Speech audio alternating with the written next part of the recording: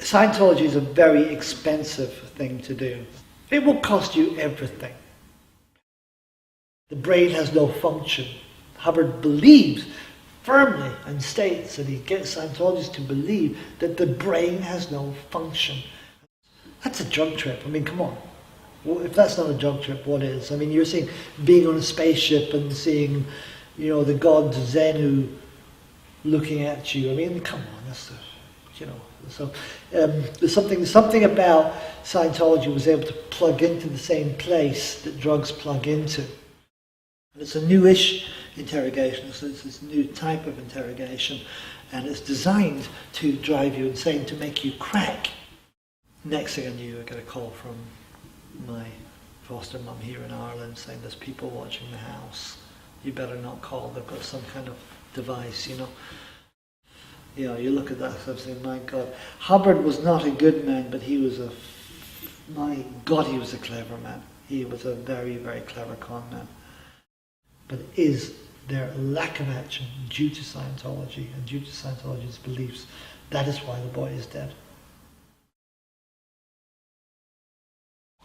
The mechanics of it, I suppose, was that quite simply, I'm walking down the street and I get accosted by a young woman. It's in Stuttgart, in Germany, and she, quite a forceful young lady, and she asked me, do I have a good memory?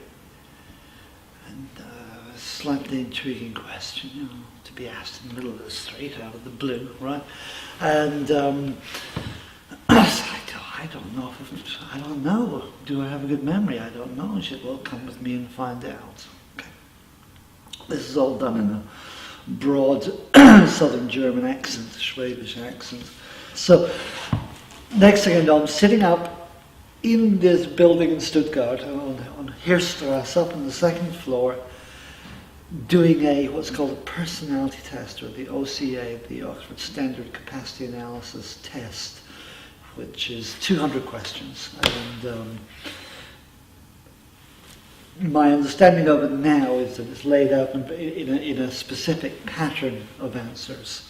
And then from this pattern, they can give a reading, a personality or emotional landscape reading, if you like. That's more or less what it is.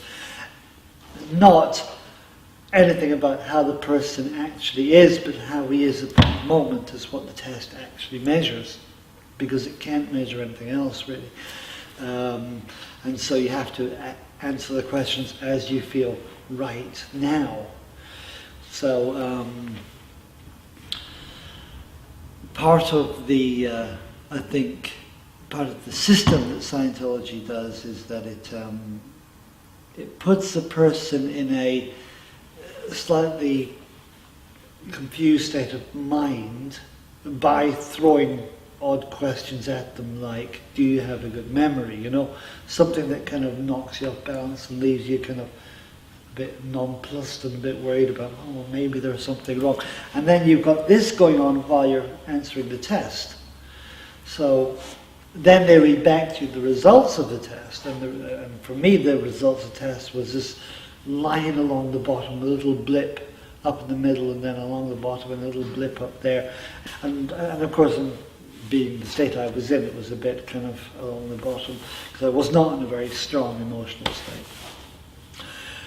And then this is used then by imagine a production line, where there's an actual, you walk in and you goes, station 1, clunk, station 2, clunk, station 3, clunk, station 4, clunk, and you come out the product that the little assembly line is designed to produce, right? Exactly what happened to me.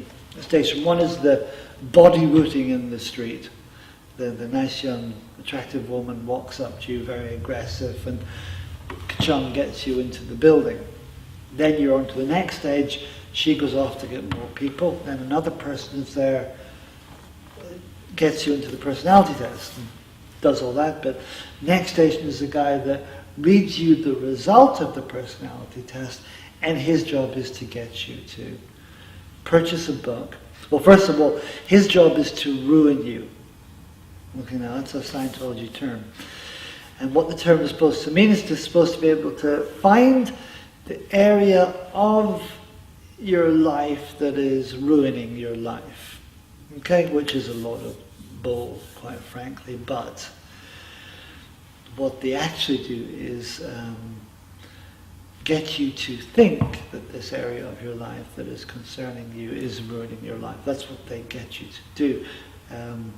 So if in the test something comes up that's not really optimum, let's say, which in 99% of people it will, give me someone,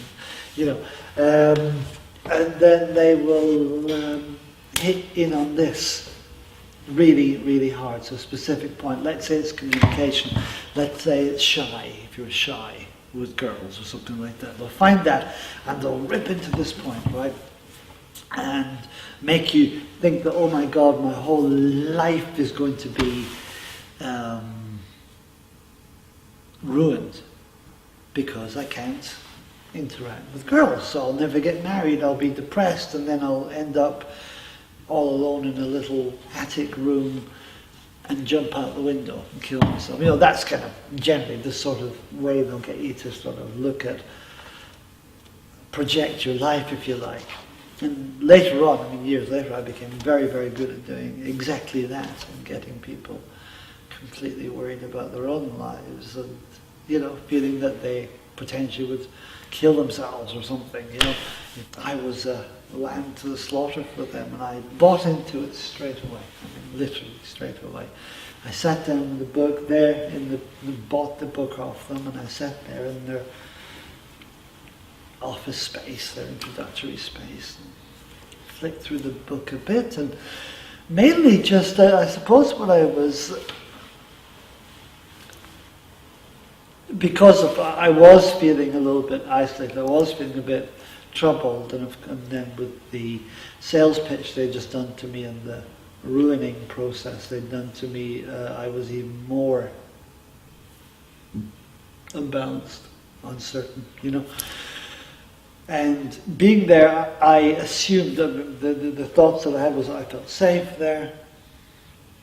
It was nice. It was, people were smiling. And then I said, oh wow, I feel safe here. And I began to think, oh, this is good, and this process goes on, right? Anyway. And I eventually bought into Scientology very, very, very big time, within a very, very short period of time.